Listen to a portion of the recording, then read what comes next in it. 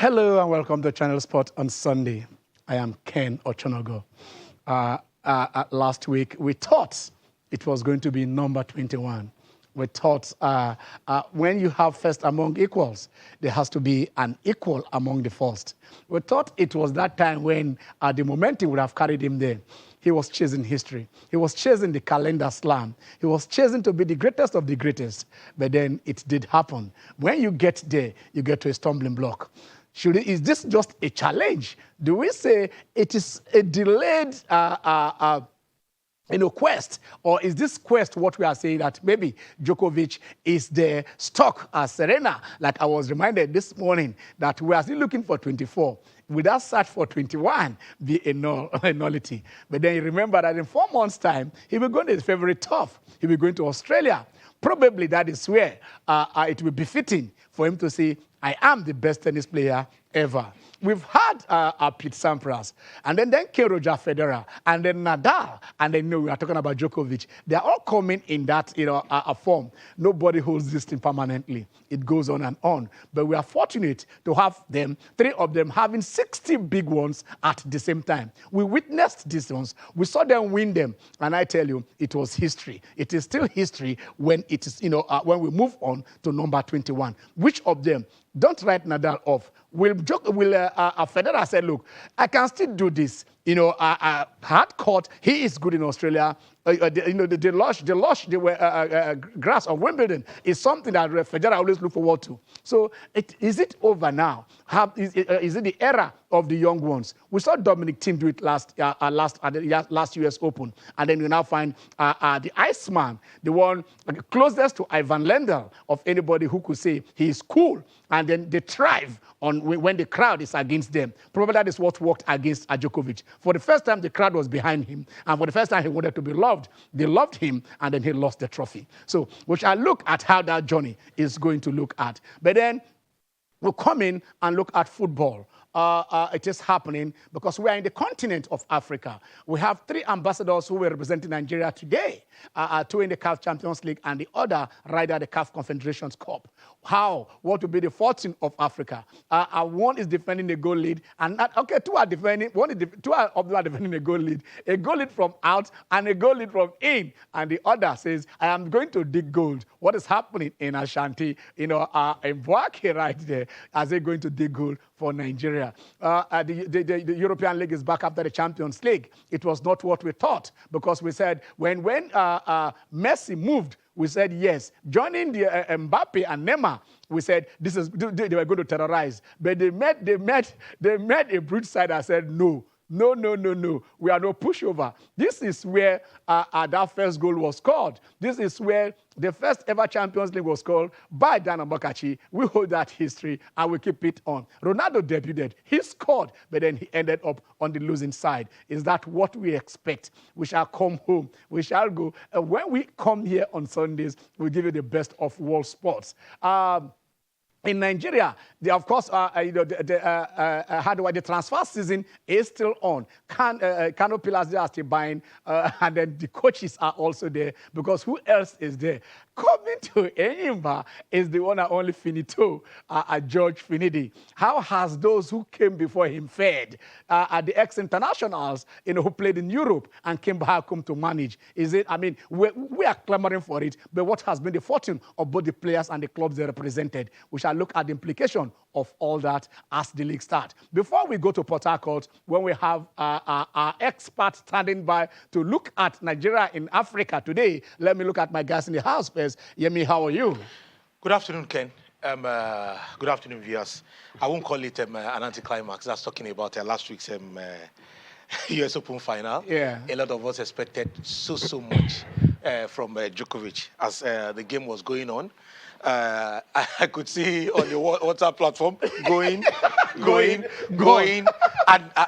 gone. I couldn't believe my eyes, really.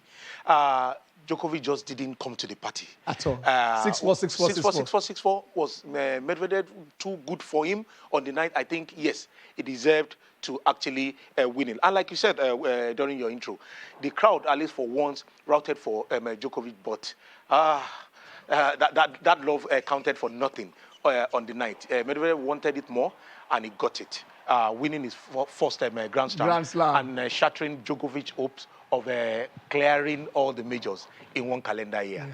Theo, you're welcome to the show. You had him. Yes, I did. Let me take you away from tennis. It was not the debut Champions League we anticipated for both Messi and Cristiano Ronaldo. Yeah, good afternoon, viewers. Well, like you said, Club Brugge, a club with history on their side. They came on that day, and yes, PSG got the first go through and Herrera. And Mbappe seemed to be the only person that was actually on fire for PSG, at least their front line. Yeah. But, somehow, the Messi and Neymar didn't just seem to come to the party. Like, you know, those extraordinary moments of brilliance that they tend to produce in certain games like that, they just seem to be lacking. Yes, Messi did hit the crossbar at a point in the game, but it wasn't enough as Bruges pulled one back and the game ended up in the draw. But for Manchester United, say Cristiano Ronaldo left the game with 1 goal and 3 points, according to how he has put it. Only for, I think she just goes south, you know, with the introduction of certain players. But just a little bit of banter. I saw something somewhere, and he said Ronaldo has won every trophy he has. Every tournament he has played in, he's won every single one of them. Probably you played Europa League this season. Okay, let's go. Let's go. We can go to Port Harcourt now. We have Sammy Virginia right there waiting for us. We want to go. Nigeria is in Africa, and Sammy is. This is his stuff. This is his area. When teams are moving from Bayelsa, from Rivers, and then also from from Akwa Ibom. Sammy, how are you? Hello, Sammy. I'm very fine, thank you. Yes, I can hear you, Ken. Good afternoon to you. Good afternoon to the two guests in the studio, and good afternoon to everybody watching from all over the world. Yes, where do we start from, Sammy? Do we start from the Gold Diggers in, Ashanti Gold Diggers, or do we start from Rivers United, who came, went out there, did us proud, and are back home? Where do you want to start this? Well, it's going to be a very big match for Rivers United. It's not exactly uncharted territory for them, because in 2017, Rivers United were in this stage of the competition, the CAF Champions League. In that instance, they played against a club from Mali, Stade Malien. Rivers United went away from home in the first leg in that game in Bamako and got a creditable result. They won, they got a point. They drew 0-0 in that first leg. And in the second leg, which was decided at the time at the Yakubu Gowon Stadium, formerly known as the Liberation Stadium, Rivers United did what they were expected to do. They won at a canter, won by 4-0 to progress 4-0 on aggregate. So, like I mentioned earlier, they're not exactly in uncharted territory. They've been here before. They know what's expected of them. From a Nigerian perspective, you have to say Rivers United are odds-on favorite to progress, because in the first leg of this preliminary round tie, Rivers United went to Dar es Salaam, played against Simba, a club which is over 80 years old, and did the Houdini act. Rivers United won the first leg by 1-0. So what it means is that Rivers United don't need to score today at the Adokia Mesimaka Stadium. Even if the game ends 0-0, Rivers United will progress 1-0 on aggregate. But I know the Rivers United people so well. I know the coach of the club, Stanley Kuma, like the back of my hand, and I can tell you that he will tell these boys to go all guns blazing today. And if you ask me to put my money on any of the two sides, I would say Rivers United will get the job done today against Young Africans and progress to the first round of this season's CAF Champions League. Okay. Okay. Since we started with Rivers United, let me ask you this. There's the story of their players, about these 5 or so of their players who they said they tested positive, and then they were being detained right there in Tanzania. Are they back? What is the update? Are those players back now? Go on. Hello, Sammy. Yeah, very good observation that you mentioned Airport Omagua on Tuesday this week, when Rivers United and the advanced party of Young Africans arrived in Port Harcourt. And I was able to speak to Senzo Mbata, who is the Supremo, the Chief Executive Officer of Young Africans. And I asked him the same question, because I had spoken to Barrister Christopher Green, who used to be Commissioner for Sports in Rivers State. And these days, his designation is sole administrator of Rivers United FC. He was actually the one who, first of all, broke the news to Nigerians, made Nigerians understand that some of the Rivers United players tested positive for COVID-19 in Tanzania. Let me just briefly digress. Barrister Chris Green stated that before these players of Rivers United left Nigeria, they tested negative, and that when they got to the airport, did the mandatory PCR, the results turned out negative, but that the moment CAF officials got involved, 4 of their players tested positive for COVID-19. Now, the Rivers United people have made it very clear from their perspective, they believe there was some hanky-panky, and they believe that there was collusion between officials of the Confederation of African Football and officials of young Africans. Now, I cannot say definitely whether that's the case, but that's the point of view of Rivers United. So I took this up with Senzo Mbata, who is the Chief Executive Officer of Young Africans, and he said Young Africans have got nothing to do with that, that these were procedures that were handled by the Confederation of African Football and health officials. Can you hear me? Yes, I can hear you. Go on. I can hear you. Okay, so he when I asked about the player, whether those players were back, he said this was completely out of the hands of Young Africans, and that until these players were cleared by the health officials, there was no way they would be allowed to return to Nigeria. I have made my checks. I've spoken to those who should know. Unfortunately, at this point in time, I cannot give a definite answer as to whether or not these players have been released, if these players are back on their way back to Nigeria. What I can, however, confirm is that these players, I'll mention 2 of these players. One of them is Theophilus Jualapelokai, who used to play for Enyimba International. He's well drilled as far as continental football is concerned. And the other is Fortuno Moniwari, who used to play for Sharks and then went to Akwa United. Scoring their goals. Yes. Absolutely. I can confirm that these players, not just these 2 players, there's also Morris, 4 of them. I can confirm that these players will play no part whatsoever in today's second leg preliminary round clash between Rivers United and Young Africans. Okay, that doesn't sound too nice, Sammy. But then let's move on. Aqua United, narrow 1-0 lead. How would they survive? Do you see them surviving? You know this team also. No, I don't see them surviving, and it breaks my heart to say this because I'm always a big fan. I'm always a big supporter of the African project. But look, I know how this works. I've traveled with Nigerian clubs to North Africa, and I can tell you that the way the North Africans handle football at this level compared to what we do here, I mean, it's like night and day. First things first, literally speaking, when I say night and day, today's game between Aqua United and the home side CR Belouizdad of Algeria will be played at night. It's going to kick off at 8 p.m. Nigerian time, pretty much similar time in Algeria. So it means that the weather will be cold. This game will be played under the floodlights. And look, when you compare the track record of CR Belouizdad and Aqua United in African competition, it's night and day. CR Belouizdad have played in this competition in the past. Aqua United, incidentally, are making their debut in the competition. They've played in the CAF Confederation Cup in the past, but they've never played in the CAF Champions League. And narrowing it down to what I expect or do not expect from Aqua United today, because that's the club I'm sure a lot of us are going to be putting our hopes on and our interest in today. Aqua United are missing a lot of very important players who helped them win the league with such distinction last season.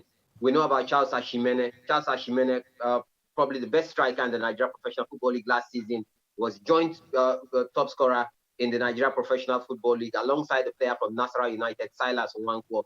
He will not be playing today. He didn't play in the first leg because he's no longer an Aqua United player. That's just one of the key players who will be missing. And, if you allow me very briefly, one of the reasons why we cannot compete effectively with North African clubs is because we cannot hold on to our key players. I mean, I made my investigations. I asked, and the information I got is that, when the big guns come calling with the fat checkbooks, there's no way Aqua United will say no. There is no way the players in question will say no. So the North African clubs, even the clubs from Southern Africa, poach our best players, and then we go to face these very clubs who have now taken our best players to add with their core. So what chance do you have? So I'm not saying Aqua United cannot pull the chestnut out of the fire and progress, but if you're a betting man, your money is not going to be on Aqua United, especially because they were only able to manage a 1-0 victory at the Nest of Champions League, got to Akpabio International Stadium a week ago today. So I don't think Aqua will qualify. Okay, Bayelsa, they are going to dig gold. There is so much gold in Ashanti. Do you see them coming back with a bag full of goals? Yeah, Ken, Bayelsa United are going to be playing against. I've been doing my research on this club, Association Sportive Ashanti Golden Boys. Yes. They play their home games at the Stade Kankou Musa. It's a 3,000 capacity stadium. It's not one of the biggest clubs in Guinea. Not like Escaloon, in Ghana, like Conakry. Yes, but the Francophone club, they do play good football, and you always expect them to entertain. Now, Bayelsa United have played in the CAF Champions League in the past. They have experience as far as continental competition is concerned, but they haven't been playing on the continent in recent times, and that's because they got relegated to the second tier of Nigerian football. That's the Nigerian National League. And unfortunately, they haven't been able to gain promotion to the top flight. Now, some might wonder, those who don't really follow Nigerian football, they might ask the question, how was a club who wasn't playing in the Nigerian Professional Football League able to get a ticket to play on the continent? Ken, I'm sure you know the answer. Bayelsa United a force of nature in the ITO Cup last season. Yeah. They shocked everyone, beat all comers, including Nasarawa United in the final. And that's how they got the ticket to play in Africa's second-tier club competition. And like we all know, they play against Association Sportive Ashanti Gold Boys of Guinea. Now, the interesting thing about this tie, it's a preliminary round tie, is that normally you have the home and away thing. We talked about Akwa United winning at home. Now they're playing away from home. We talked about Rivers United going away from home, winning, and now they're going to play at home today. This is like a winner-takes-it-all contest. There was no first leg. Yes, for those who really follow African football, we know that the first leg, which was supposed to be played last week, didn't hold, and that's because of the coup in Guinea. This is a Guinean club, by the way, so it's just going to be a one-legged affair. I was speaking to Abiabi, who is one of the most experienced journalists in Bayelsa State. I was talking to Hananel Jackson, who is the spokesman of the club, a few minutes just before we came on air. And he said the city of Yenagoa is bubbling. The people of Bayelsa State are looking forward to this one because Bayelsa United haven't been playing on the continent for quite a while. And they understand that they're on the threshold of history. It's a one-leg shootout. They're going to be playing in familiar surroundings. They don't have to go to Guinea. So they know that if they win by any margin whatsoever, they qualify for the next round of the CAF Confederation Cup. It's not going to be easy because, like I said, Bayelsa United are not really one of the top clubs in Nigerian football. They've been playing and they still play in the second tier of Nigerian football. Some of the players who helped them win the ITO Cup are not exactly dyed-in-the-wool professionals. These are young boys who were plucked from the streets of Yenagoa. They have no experience whatsoever as far as continental football is concerned. When you put these players side by side with players from Rivers United or even Akwa United. So these are players who are hungry for success, but they do not have the experience to play at this level. So it's going to be absolutely fascinating to see what these lads can do today against the club from Guinea. But of course, we keep our fingers crossed from a Nigerian perspective and hope that they get the job done. Okay. Sammy, that is beautiful as always. Thank you very much. I will hope for the best for Nigerian teams. Thank you very much, Sammy. You're welcome, Ken. Yeah. Guys, he has dissected it all. Absolutely. In I believe of our teams, probably that is why we've not been progressing so much to keep our players. We have our players going to play in Tunisian clubs, South African clubs, Congolese club, TP Mozambique. They will just pick our players and they go. How has it turned? How is it that, okay, I can understand our players going to Europe, for greener pastures, but going to African countries. When you fail to do the right things and put the right structures in place, this is what happens. But don't forget that in football, it's a commercial venture. Barcelona was not able to hold on to Lionel Messi because they were cash strapped. Broke. Yeah. They're broke. Okay, I thought we'd do that today. Go on. They made a loss. They brought in their budget, and then we now found out they made a loss. Of course, the COVID there, because Manchester United also made a loss. Go on. COVID affected everybody. That's not an excuse. They've run the club recklessly, and that's why they've not been very. How do I put it? They've been very frugal with money. With money, exactly. How much Griezmann was earning? Griezmann was earning an absurd amount, close to 500,000 a week. Close to 500,000 but you see, for footballers, Yeah. like Sam said, when the price is right, there will be a movement. Definitely. And everybody would seek greener Greener pastures. pastures. I remember years back when we were much younger, we had Ghanaians, we had... Lotus Boateng. I remember Edward Ansah. Edward Ansah. Yes. Of course. They were all playing for Leventis United. Yes. So we had players from Ghana. I know Theo wouldn't... Here we go again. Theo can't relate. Here we go again. So, but now, the league has become a shadow Of itself. Look at the last 3-4 seasons. They have not earned any. We shut down the league Yes. because of the World Cup. We played a Bridge League. We created a Bridge League champion. Everything has just been topsy-turvy. We need to get our acts together. So now you see our players going to the likes of Sundown, going to North Africans. If you were in their shoes, you're a professional for God's sake, where would you go? Where will I go? Exactly. You will go to where you have the equipment. You will go to where you have the you are infrastructure. paid. You will go to where you are paid. Exactly. How many times in the last one season did we come on this show to report players being owned? Even the issue of Sunshine. No, Sunshine. That is the player that has been crying in the past few days. I mean, I don't want to play things here. And said that they were owed 8 months' salaries. They paid 1 month, and they only paid 17 players out of 44. And then those of them who have left, they didn't even bother to pay them and stuff like that. As a journalist, you won't come on air on empty stomach and present this program smiling. Talk less of footballers who need to go on the pitch. Who need to train. Who need to train and come out and eat well, feed well, take the required supplement. So when the welfare is neglected, they will seek a greener path. That's why you see Nigerian players in far-flung places as Malta, Lebanon, Moldova, and they are still staking claims to say, oh, I want to play for the national team. So talking about the league, if we really want to how do I put it, get it right on the continent, we must get it right locally. You see, some people have advocated for us to actually shut down this league for maybe 1 or 2 seasons, get it right, and get our act right before moving. But what's the guarantee that if we shut it down, that we actually I think the surprising thing is that those who are running the league they were bickering among themselves in terms of elections and whatever, and they said, okay, fine, let us set up a management committee to manage the league. And the management committee has been managing the league, and for the past 3-4 seasons, no club has been paid a dime.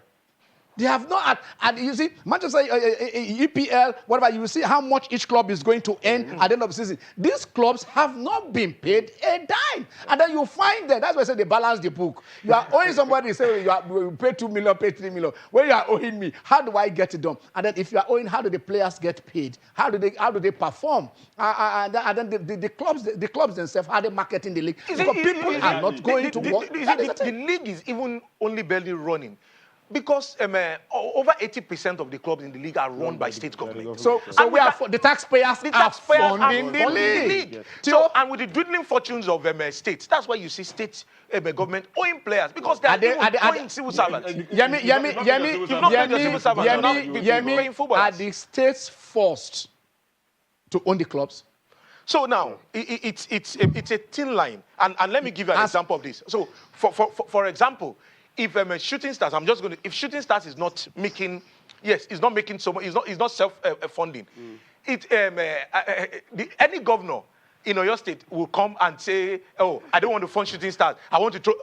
It's now becoming. All right, let's go on break. Something else. We're going to a very short break. We'll be back soon. So you stay with us.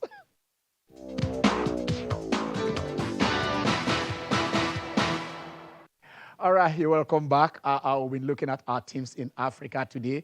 Rivers United are playing.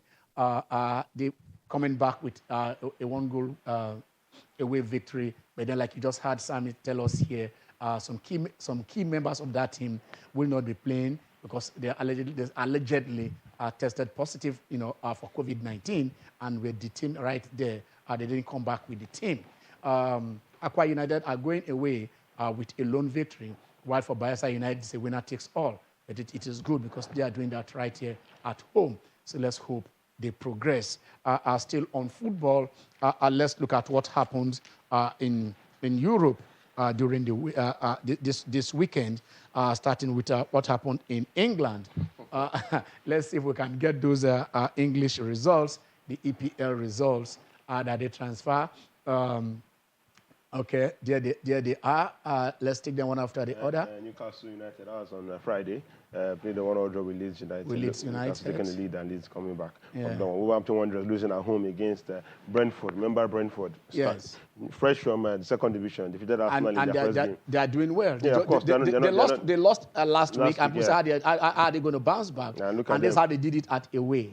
Against Wolverhampton Wanderers. And of course, Marcin Odegaard bending that free kick. Very sweet one. And Arsenal finally... Back-to-back victory, 1-0 victory. Yes, for the first time this season against Burnley. But then there was controversy after a penalty was awarded to Burnley, and then they checked in VAR, and then they reverted themselves. I think it's good that you can revert yourself. Yeah, it's good. But somebody said it was because of Arsenal. That was how they reverted themselves. No,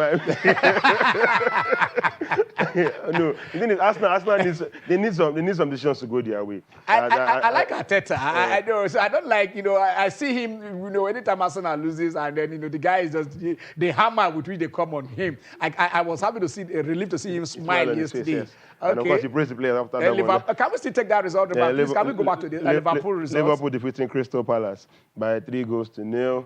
And of course, Manchester City playing a goalless draw against Southampton. Let's take the Liverpool Crystal Palace result.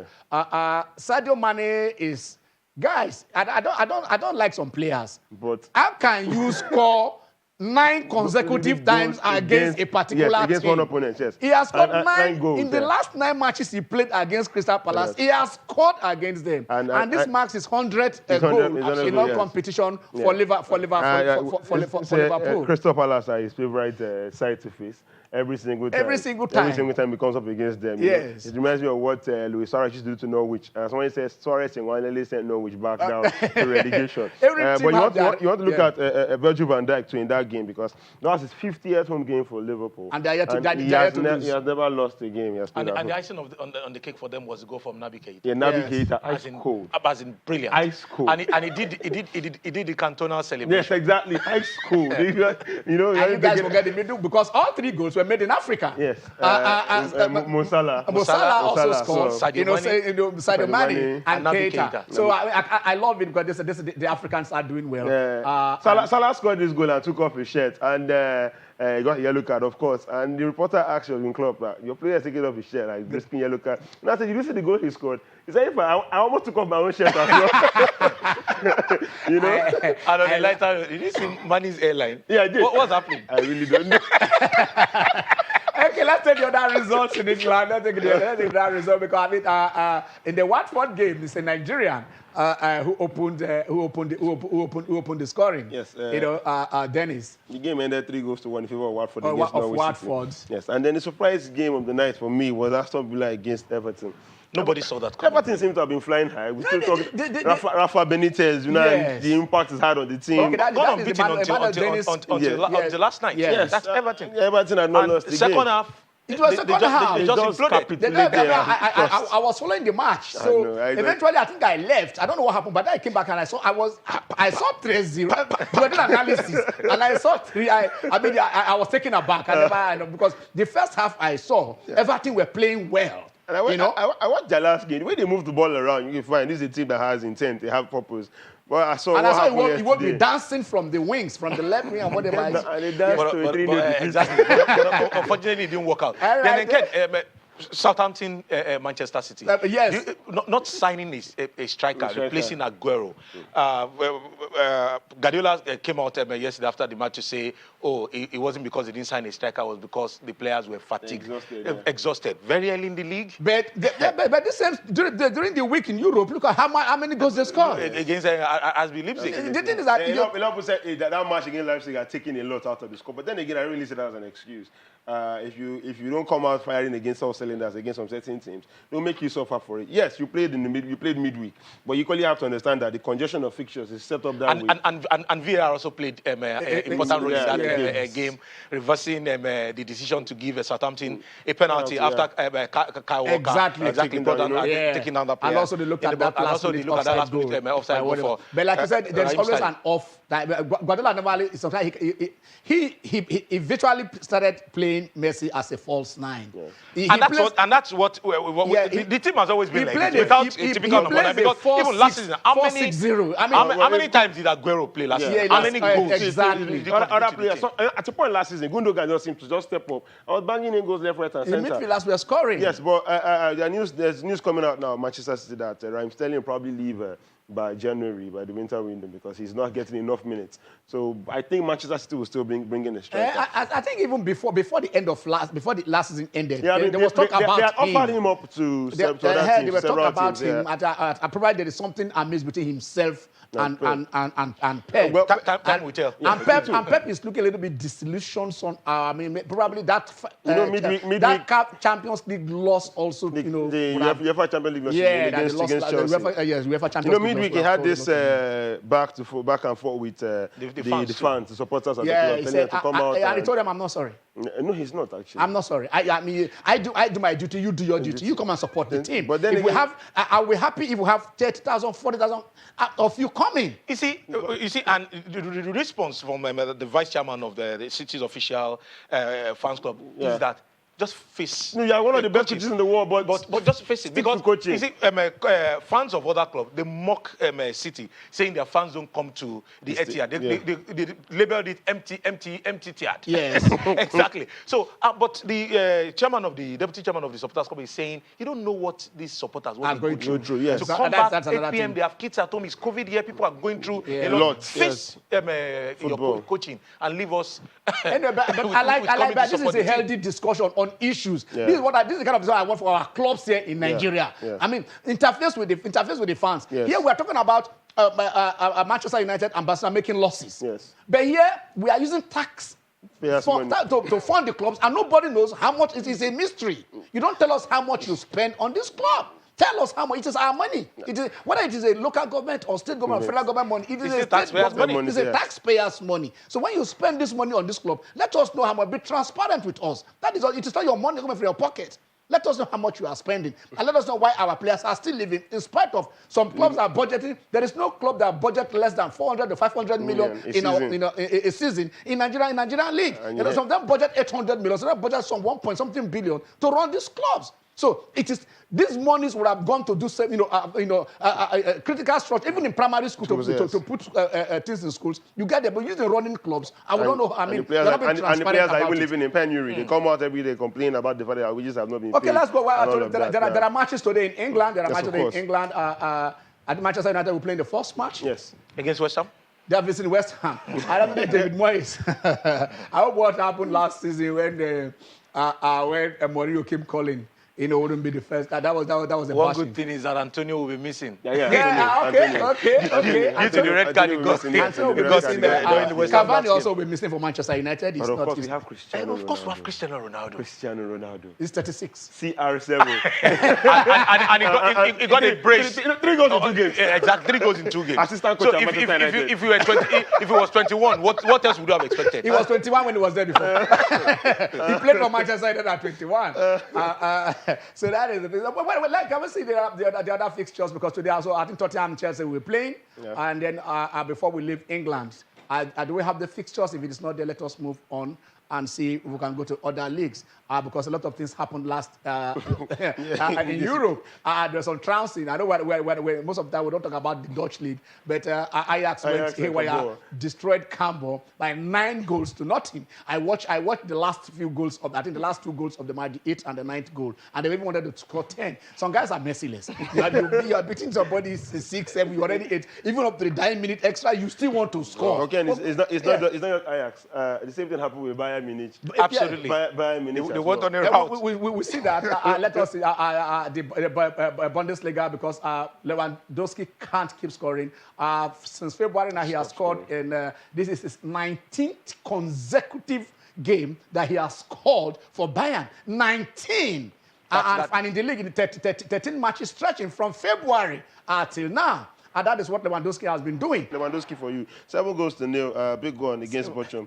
It's Bayern Munich. It's Bayern. So, I mean, last week, you just saw Bayern do that yesterday. You saw Ajax, like I said, Ajax put in 9 goals against Cambo.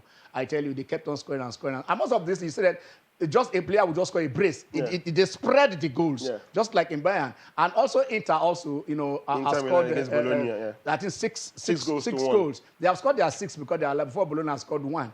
I think. Okay. So that is the German, but this is the result. You got 2-1. Amir Bregfield. Amir Benfield. Yes, against Hoffenheim. Goalless draw. Augsburg defeating Mönchengladbach. And then that is Bayern.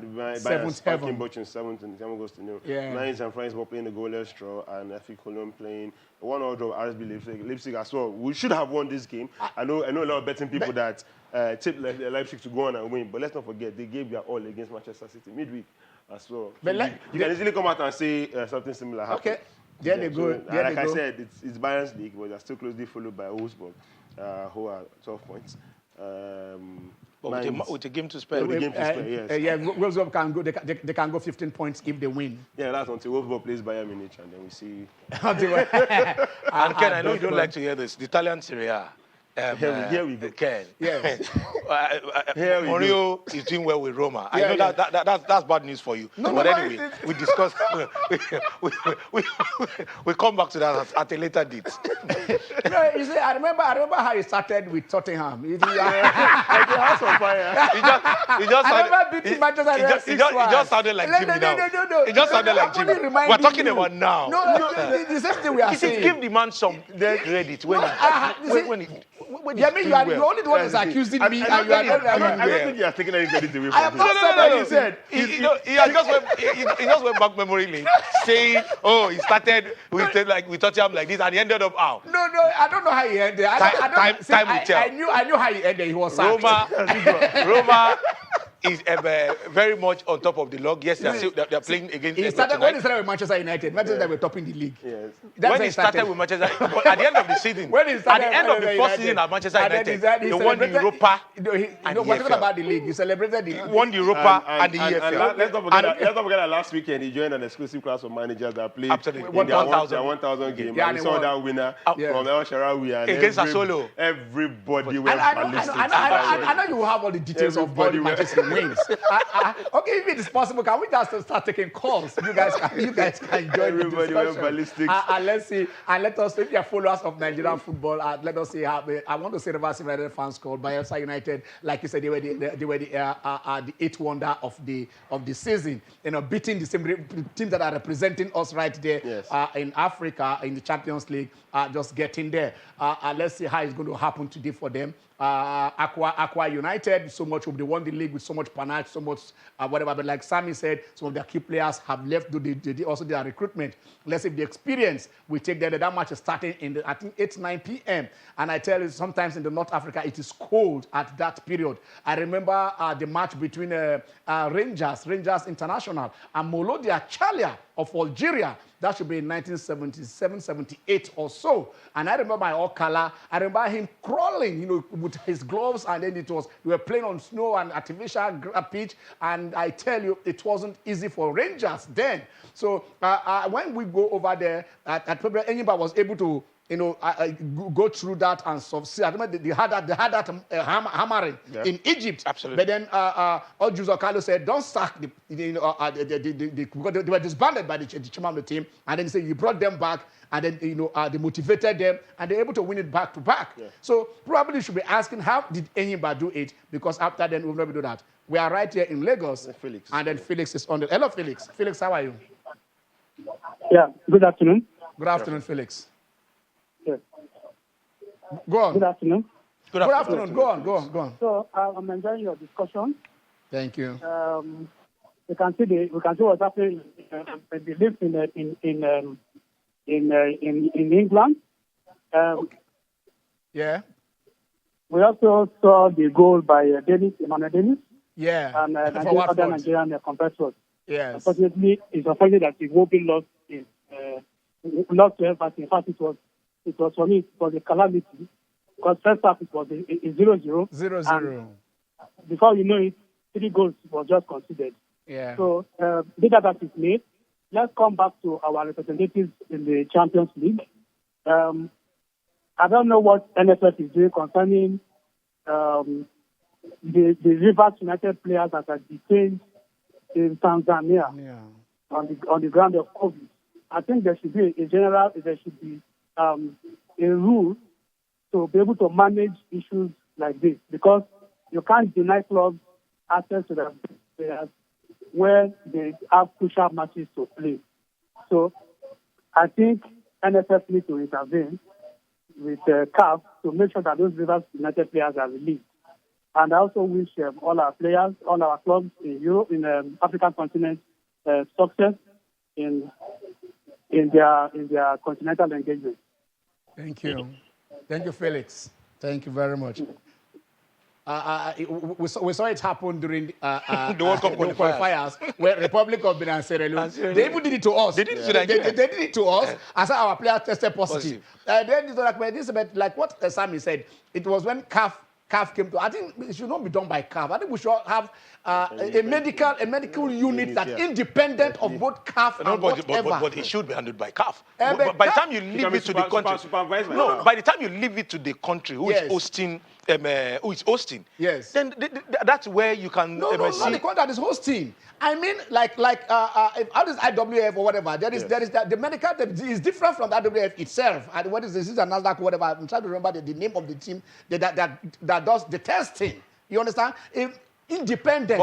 But Ken, yes, it's a CAF competition. Yes. If CAF cannot be impartial in this, then I see a problem. Exactly. Then I see a problem. When you see CAF officials colluding with the host team to claim that, your keeper, your top striker, and your two center, basically the most influential players in the squad, you now take them out. That is what the Republic of did to Sierra Leone. That's what they did to Sierra Leone also did it. Give them back their own point. But like Sammy said, they have been tested multiple times here, and there was nothing until they got over there. I mean, even when they got over there, they took away their highest goal scorer, their goalkeeper, and their defender. They know the key players they will target. Those are the ones that test positive for COVID. The other ones, the reserve players will never test positive for COVID. Africans, man, let's leave it. Okay, can we say we have the results for the Italian League this Serie A? Of course, we're talking about it, how Inter the defending champion. We are seeing all the defending champions coming out. Of course, some got unstuck. Like we said, Manchester City played the 0-0 draw at home. They could not win. Atletico Madrid also played the 0-0 draw. But this is the Serie A. Absolutely losing at home to Torino. That was surprising. Exactly, it really was surprising. Fiorentina, of course, defeating Genoa away from home by 2-1. And then that is the defending champions. Inter Milan spanking Bologna 6-1, and of course, Salam. That is where Joel Obi and Simi Wankwo, that is their club. And they were on reserve. Joel Obi came on it, and Simi came in. They were substituted. They didn't start this match. Yeah. I don't know what the coach is doing there. Lost at home to Atlanta. Yes, I guess Atlanta, and then Atlanta, nipped that, Well, I think the match is to be paid. Venezia will be hosting Spezia. Lazio will be taking on Cagliari. Roma, of course, will be visiting Verona. And the next one is the match. Juve taking on AC Milan. AC Milan, yes. But Zlatan will not be playing because he is still out injured. Yeah, but we'll get to see Osimhen did in England against Leicester City. Getting a brace. That goal. It doesn't even the fact that he scored a brace. That last header. It was the way he scored it. What a heartbreaker. Not even just the last the technique of the first goal. In lifting it above Schumacher. I think if that goal had come from probably Ronaldo or a Messi, I'm sure everybody would have gone. That's why we're also hyping it. Then the second one, the technique of that. I love that. That is a Ronaldo-like header. He leapt up and met the ball at the right time, the right trajectory, and nodded it in. And the time it came, Oh my God! Very, very goalie role. It's the frustration on and Wilfred Ndidi we lashed out. Our people, all our songs, they are on both sides. Ihanacho, Ndidi, and then just that you follow the winner. No, there was no victor, no vanquished. Even it was called by a victor, there was no victor. There was no vanquished. That's what you did there. All right. Where are we going to now? Sapele? No, Sokoto. Wow. Hello. Edison. All right. How are you? I'm good. Thanks for all your wonderful works you guys are doing. Thank The you. robust reportage and everything. If your laughter and your smiles make the whole thing more sweeter, keep the job going on. I'm so happy. I want to add a voice to what you just said about our club side going for continental engagement. What is NFF actually doing? Like you are discussing in other clients in Europe and other places, is a big business. It's something of great importance to them. It brings the glory, it brings the money, it improves the economy and all that. If we have it going for an external engagement, and like my brother discussing with you rightly said that our best players from Rivers United are being kept there all in the name of, it's a tactics. What is NFF doing about that to curtail this whole issue? Then when they come back and they lose the match, we begin to blame the club and say they didn't do well. Does it mean that we don't have a sense of organization, management, in managing football at its best and at its all round? You see, you are discussing offside now. We don't even know how prepared our national teams are for future engagement. That's just what I want to say. We should be up and doing. We should be ready in so many aspects. I expect that by now all our athletics, all our sporting events should be called to a proper meeting to begin to harmonize for the future. You people are the only ones keeping up in tab. Your reportage, your discussion is what is just helping the ministries. They are not interested in anything.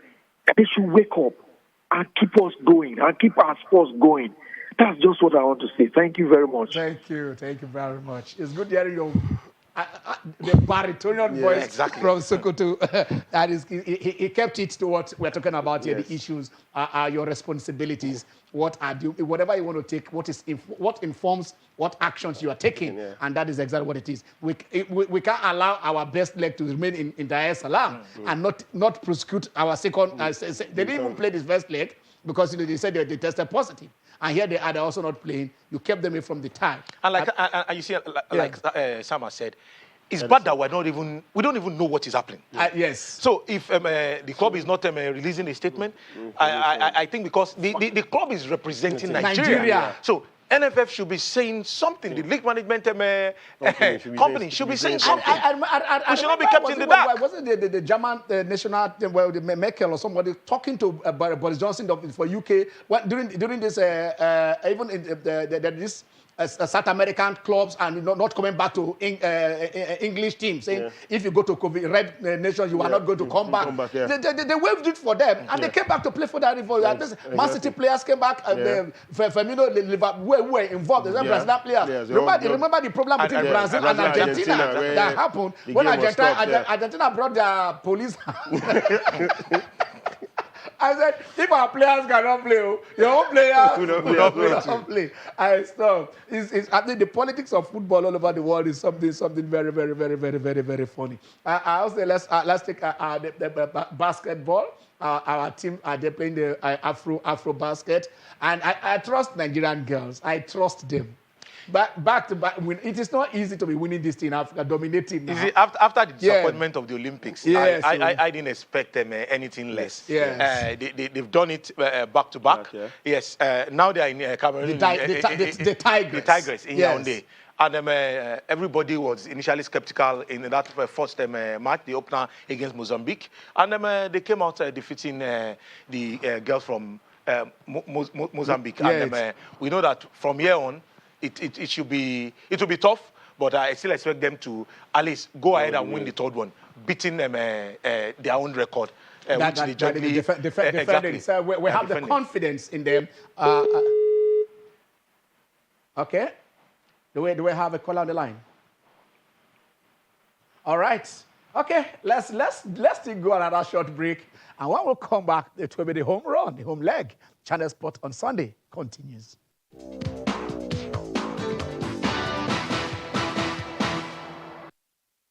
Hello and welcome back to Channel Sport on Sunday. Okpe has just joined us. Okpe, you're welcome to the show. Thanks, Ken, for having me. And I think the cheering news over the week, Mr. President declaring sport a national asset. But again, you have to consider how will sport be a national asset with just over 2 billion naira spent on sport for 2021. Because if you are looking, erroneously looking at the Appropriation Act for sport, which is about 181 billion naira, NYSC takes 164 billion, which is 90.6%. So I don't see Ministry of Sport takes 12%, 12 billion. NFF takes more than National Institute for Sport, which is 1.2 billion and 1.058 billion. So with a little over 15 billion, sport is not yet a national asset. But please, calmly, quietly, please. I want to go through what you just gone through again. And take it because this is instructive. We have discussed this here before. Okay, let's take this. Where are we going to now? Musa from Sokoto. Okay, we're back to Sokoto. Sokoto, I like you guys are calling today. They have a new coach, Sokoto United. Hello, Sokoto, good afternoon. Good afternoon. Yeah, thank you very much. I appreciate your work in the studio. Thank you. Yeah, you see, with regards to our players being held hostage in Dar es Salaam. Yeah. I'm very concerned about our FA. I'm very sure, you see, if from your analysis or your information, that some of them in the glass house here in Abuja are aware that some of our players are being held hostage here. Yeah. So I don't know what our FA are doing in there. I appreciate what you are doing for us. You people are the ones, as in you sports analysts, are the ones that, keeping us updated about what is happening in our country and elsewhere. I want to use this opportunity to appreciate your work. Keep it up for us. Thank you. Thank you very much, Mr. Thank you. God bless you. Thanks. Before Musa did a call from Sokoto also, we're talking about that. We discussed this before. Yeah. We said, let's then create a separate ministry for sports. Now, can you take these figures again? I want you to take it quietly and let us understand what we're talking about here. I said for the 2021 Appropriation Act. Yes. What was budgeted for sport was 181.2 billion. 181 billion. Okay. Now, out of this 181.2 billion, yes. NYSC takes 164 billion, which is 90.6%. Wait, out of 181 billion, NYSC take 164 billion, which is 90.6%. So if you are removing 164 from 181, what is remaining is just about 17 billion. What remaining is about 17 billion? 15 billion plus. Yes, 164. That is NYSC. NYSC takes. You budget 181. And you said you call it Ministry of Sports. No, Ministry of Youth and Sport Development. Okay, the sport is an appendage. Ministry of Youth and Sport Development. And Sport Development. Have you watched that movie, Twins? Between Arnold Schwarzenegger and what is Danny DeVito? Have you watched that movie? I'm sorry, because this is the twist we are talking about here. Youth and sports development. Okay. The development also part of a ministry. But let's look at youth and sport. Youth has out of 181. Youth has 164. Not even youth. Graduates of Nigerian University. Okay, serving their fatherland for 1 year. NYSC was given 164 billion. I mean, this is not imbalanced. This is ridiculously.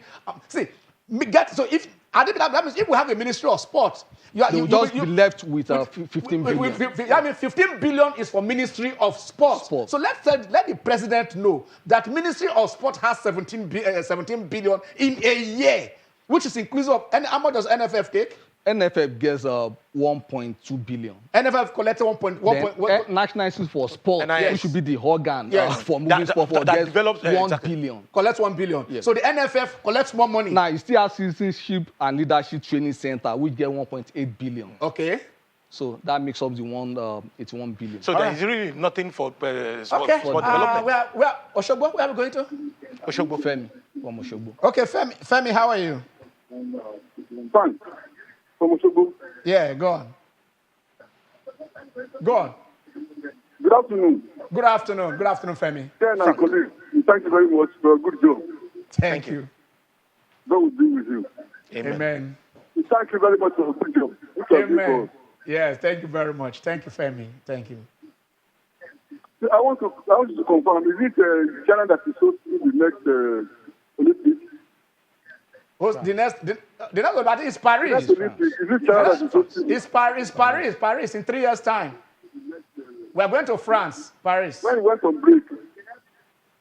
We are going to, the next Olympics is in Paris. In Paris, I will thank you very much. Thank you very much. Yes. Please keep it up. You are doing a very good job. Thank you. Thank you very much, Femi. God bless you too. Thank you. Okay. Yeah. Thank you. I appreciate you. Thank God. Thank you, my dear. Okay. I don't. Sometimes this thing leave is very sour taste in our mouths. We can't understand it because it is. We're not talking about development. I think we have youth development and sports underdevelopment based on this budget you have just what you have just shown here is NYSC development and sports underdevelopment. You cannot create a minister of sport and say this is 17 billion in a year. It is not. I mean, and then out of that one item called football. Guess what? NFF exactly collects 1.2 billion. And then the other 41 or 42 sports, federations. What happens? What happens to them? So everybody should go. What happens to them? So that is the FIFA. Let's talk. Can we talk tennis? Let's talk. Let's see how far. I think let's talk tennis. Let's talk tennis. Is it going to be possible for Djokovic to come in? I mean, after what happened to him? Yeah, I recall before the US Open, you asked, and I was very clear that he was never going to win because of that obsession. I don't like asking you. Sometimes if I want something done, I don't like asking you. No, because of that obsession, because it was like putting added and unnecessary pressure on himself. Now, next year, for him to get the number 21 will be very easy. But the stress of the calendar year, I remember at the Olympics, it was even going for the doubles. Yeah, for the golden slam. And for the golden slam, of course, he got stuck at his semi-final stage. But again, the 21st Grand Slam will not be a difficult thing for him. In Australia, are you seeing it in Australia? No, I'm not seeing it coming up in Australia. Probably in London. In London, yes. But you remember how he mastered Nadal. He has these epic matches against Nadal, even in the semi-final here against Zverev, and stuff. His matches against Federer, where, whatever it is. Like you said, for once he cried. He's a human. He cried. Yeah, because, he was mopping his face. Absolutely. No, he cried. During the match. Before the match was even over. You see, like Kokwe said, he put himself under so much pressure by saying, this will be the biggest game of his life. And he allowed it to get to him. Last match. Exactly. Djokovic is known for his resilience.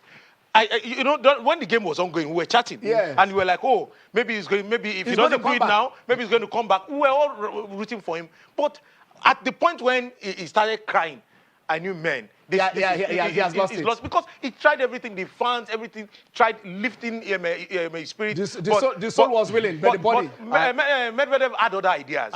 He just wanted his first Grand Slam. And he subdued him, were even supporting him because they wanted to be part of that part of history. And it was another pressure on the young man. All right, we are in Lagos. Hello, who's there? Onyeso. Onyeso, how are you? Fine. Yeah. Go on. Yeah. Good afternoon, sir. Good afternoon. Yeah. You are doing a great job. Wonderful one. Thank you. Wonderful. Thank you. Because without you people, we cannot know what is going all over the whole world. Because you people are lighting us what is going on, both in Nigeria football, both in Europe, in everywhere. Yeah. We appreciate it. God will continue to strengthen your people. Amen.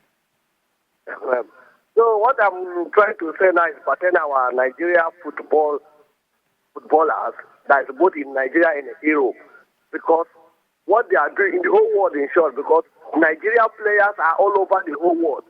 Name them. No any country, no any this you will go, you will not see a seed of Nigeria. Very even true. born in Nigeria or outside Nigeria, you must see them. And they are doing very well. Look at what this guy did, Osimhen.